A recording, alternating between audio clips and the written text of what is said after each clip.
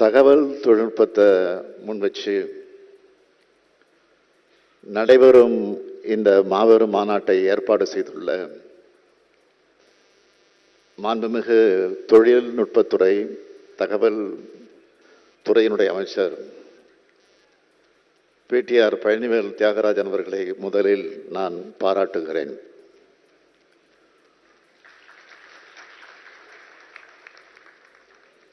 மூணு தலைமுறையா நாட்டுக்கு தொண்டாற்றி வரும் குடும்பத்துக்கு சொந்தக்காரர் அவர். இந்தியாவோட சிறந்த கல்வி நிறுவனங்கள்ல ஒன்றாக இருந்த திருச்சி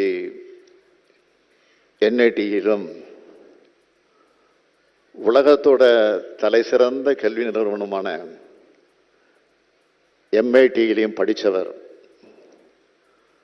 பல ஆண்டுகள் வெளிநாட்டில் படித்து வேலை செஞ்சிருந்தாலும் அங்கேயே தங்கிடாம தமிழ்நாட்டுக்கு திரும்ப வந்து இங்கேயும் தொழில் வர்த்தகம்னு ஒதுங்கிடாம அவரோட அப்பா தாத்தா மாதிரியே அரசியலில் பங்கெடுத்து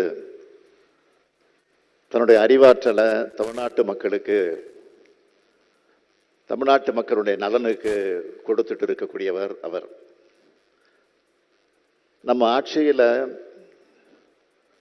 முதல் 2 ஆண்டுகளில் நிதியமைச்சராக மிக சிறப்பாக செயல்பட்டு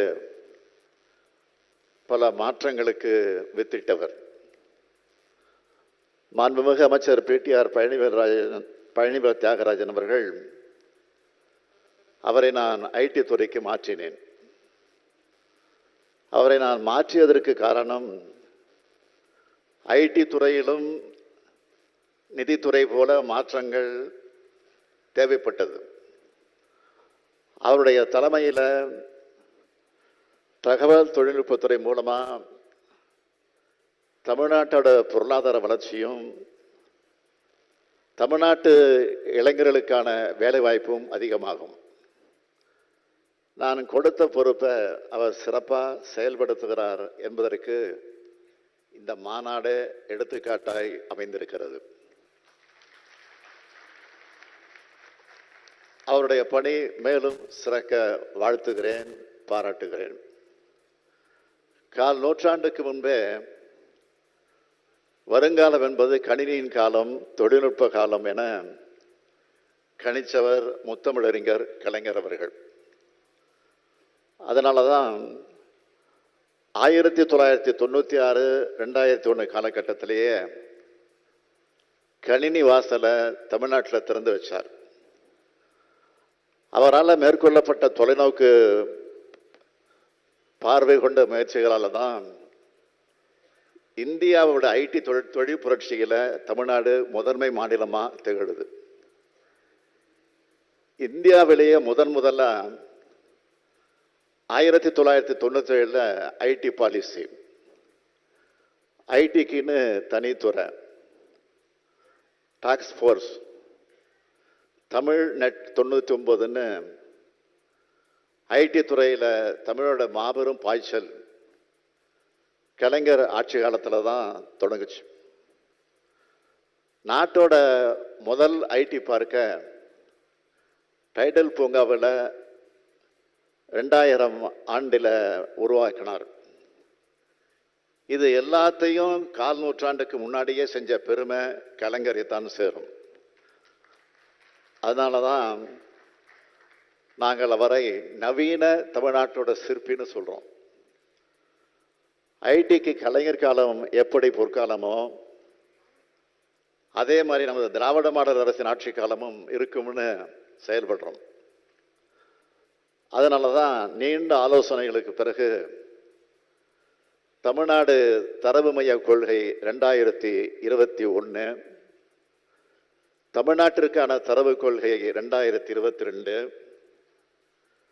தகவல் தொழில்நுட்பத்துறைக்கான தரவு கொள்கை 2022, தகவல் தொடர்பு உட்கட்டமைப்பிற்கான கொள்கை 2022 என முக்கியமான தகவல் தொழில்நுட்ப கொள்கை முடிவுகளை அறிக்கைகளை அரசு வெளியிட்டிருக்கு. அதோடு பொது தனியார் கூட்டு முறையில் தகவல் தொழில்நுட்ப நகரங்களும் டைடல் பூங்காக்களும் உருவாக்க தகவல் தொழில்நுட்ப பூங்கா கட்டமைப்பாளர்கள் மற்றும் முதலீட்டாளர்களோட ஆலோசனைகளை மேற்கொண்டோம். அனைத்து தகவல் தொடர்பு நிறுவனங்களுடன் பேச்சுவார்த்தை நடத்தி 5G அலைக்கற்றை அமைப்பை துரிதப்படுத்தினோம். இயற்கை பேரிடர் காலங்களில் இணையம் மற்றும் தகவல் தொடர்பு இணைப்புகள் செயலிழக்காமல் இயங்க தேவையான முன்னேற்பாடுகளை குறித்து விவாதித்தோம். அனிமேஷன், விஷுவல் எஃபெக்ட்ஸ், கணினி விளையாட்டுகள் மற்றும் காமிக்ஸ் துறை சார்ந்த நிறுவனங்களோட 2 முறை கலந்துரையாடல்கள் நடத்தணும். நம்ம தமிழ்நாட்டில் இந்த துறைகளில் வர்த்தகம் துவக்கிறதுக்கான முயற்சிகளை செய்து கொண்டிருக்கோம். நான் அடிக்கடி சொல்வதுண்டு, எனக்கு 2 கனவுகள் இருக்கு. ஒன்று, தமிழ்நாட்டை $1 டிரில்லியன் பொருளாதாரமாக உயர்த்தணும். இன்னொன்று, உலகத்தோட மனிதவள தலைநகரமாக தமிழ்நாட்டை மாற்றணும். அதுக்காக முழு ஈடுபாட்டோட என்னை நானே அர்ப்பணிச்சுக்கிட்டு இருக்கேன். வளர்ச்சிங்கிறத வெறும் எண்களில் மட்டும் இல்லை, மக்களோட வாழ்க்கை தரத்தில் காட்டுறோம். எல்லா துறைகளும் அதுக்கான செயல் திட்டங்களோட சிறப்பாக செயல்படுது. அதில் முக்கியமான துறையாக தகவல் தொழில்நுட்பத்துறை இருக்கிறதுல எனக்கு மிகுந்த மகிழ்ச்சி. ஐடி துறையோட வளர்ச்சியும் முன்னேற்றமும் இப்போ நம் கண் முன்னாடி தெரியுது. தலைவர் கலைஞர் தமிழ்நாடு 99 மாநாட்டை நடத்தி 25 ஆண்டுகள் ஆகும். இந்த நேரத்தில் தமிழ் இணைய கல்விக் கழகம் சார்பாக கணித்தமிழ் 24 மாநாட்டை நடத்தியிருக்கோம். 10 நாடுகளிலிருந்து 60க்கும் மேற்பட்ட கல்வியாளர்கள், அறிஞர்கள், தொழில்துறை வல்லுநர்கள் இதில் கலந்துக்கிட்டாங்க. செயற்கை நுண்ணறிவு, இயந்திர கல்வி வழி கற்றல் போன்ற துறைகளில் மொழியோட முக்கியத்துவத்தை புரிஞ்சிக்க செயற்கை நுண்ணறிவு காலத்தில் இந்தியாவிலேயே முதல் மாநிலமாக ஆங்கிலம் அல்லாத மொழியில் ஒரு தொழில்நுட்ப மாநாட்டை வெற்றிகரமாக நடத்தி முடிச்சிருக்கோம். இதுதான் திராவிட மாடல் ஆட்சியோட தனித்தன்மை.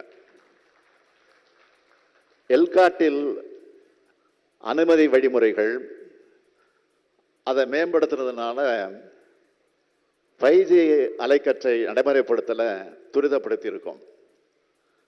தமிழ்நாடு டிஜிட்டல் மயமாக்கல் வியூகத்தை அறிமுகப்படுத்தினது சென்ற ஆண்டு செஞ்ச சாதனைகளில் முக்கியமான ஒன்று. நீண்ட காலமாக தடைபட்டிருந்த தமிழ்நாடு ஃபைபர் நெட் அமைப்பை விரைவுபடுத்தி இருக்கோம். நான் முதல்வன் திட்டத்தின் கீழ் ஐசிடி வழியாக நடத்தப்படுற பயிற்சி திட்டங்களை அதிகரிச்சிருக்கோம். தமிழ்நாடு மின் ஆளுமை முகமை வழியாக 36 துறைகளோட 751 திட்டங்கள் டிஜிட்டல் மயமாக்கப்பட்டிருக்கு. தமிழ்நாட்டில் இருக்கிற 38,292 சேவை மையங்களில் 25,726 மையங்கள் கடந்த ஆண்டு அமைக்கப்பட்டிருக்கு. இது ஒரு டிஜிட்டல் புரட்சி இல்லையா? சென்னையில் 1000 வைஃபை ஹாட்ஸ்பாட்ஸ் அறிவிக்கப்பட்டிருக்கு. கடந்த ஆண்டு சென்னையில் மட்டும் 11 மில்லியன் சதுர அடி அளவிலான புதிய அலுவலகங்கள் குத்தகைக்கு விடப்பட்டிருக்கு. இதில் இருந்த இந்த துறை எப்படிப்பட்ட வளர்ச்சி அடைஞ்சிருக்குன்னு நீங்கள் தெரிஞ்சுக்கலாம். 2021-22 ஆண்டுகளில் சென்னை நகர பகுதிகளில் பணியாளர்களோட எண்ணிக்கை 40 விழுக்காடு வரைக்கும் அதிகரித்து இருக்கிறதா சென்னை பெருநகர மாநகராட்சி கவுன்சில் மதிப்பிட்டிருக்கு. கோவையிலும் முன்பை விட அலுவலகங்கள் அதிகமாக திறக்கப்பட்டிருக்கு.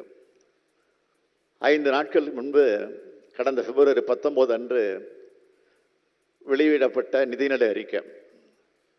அதில் புதிய அறிவிப்புகள் வெளியிடப்பட்டிருக்கு. புதிய தொழில்நுட்பங்கள் அதை உருவாக்குற புத்தொழில் நிறுவனங்களுக்கு நிதி உதவி அளிக்க இந்த ஆண்டு 5 கோடி ரூபாய் நிதி ஒதுக்கீடு செய்யப்பட்டுள்ளது. கோயம்புத்தூர்ல புதிய தகவல் தொழில்நுட்ப பூங்கா 20 லட்சம் சதுர அடியில் 1100 கோடி ரூபாய் செலவில் உருவாக்கப்பட இருக்கு. அடுத்த 5 ஆண்டுகளில் 200 கோடி ரூபாய் செலவில் மாநில தரவு மையம் மேம்படுத்தப்படும். மதுரையில் புதிய டைடல் பூங்காக்கள் 6.4 லட்சம் சதுர அடியில் 345 கோடி ரூபாய் செலவில் உருவாக்கப்பட உள்ளது. திருச்சியில் 6.3 லட்சம் சதுர அடியில் 350 கோடி ரூபாய் செலவில் புதிய டைடல் பூங்காக்கள் உருவாக்கப்பட இருக்கு. தஞ்சாவூர், சேலம், வேலூர், திருப்பூர், தூத்துக்குடியில் நியோ டைடல் பூங்காக்கள் அமைத்து 13,000 பேருக்கு வேலை வாய்ப்பு வழங்கப்பட உள்ளது. 30 கோடி ரூபாயில் மின் அலுவலக திட்டம் செயல்படுத்தப்பட இருக்கு. சென்னை, கோயம்புத்தூர், மதுரை, திருச்சி, சேலத்தில் இலவச வைஃபை வசதிகள் என பல்வேறு திட்டங்களை இந்த நிதிநிலை அறிக்கையில் அறிவிச்சிருக்கிறோம். இதெல்லாம் நிச்சயம் ஐடி துறையை வளர்க்கும். மாண்புமிகு அமைச்சர் பழனிவேல் தியாகராஜன் தலைமையிலான இந்த துறையில் தமிழ்நாடு இந்தியாவோட முதன்மை மாநிலமாக உயரும் என்ற நம்பிக்கை எனக்கு இருக்கு. தமிழ்நாட்டின் உலகின் மனிதவள தலைநகரமாக மாற்றுவோம். தகவல் தொழில்நுட்பத்துறையினர் தேடி ஒரு நகரமாக ஆக்குவோம்.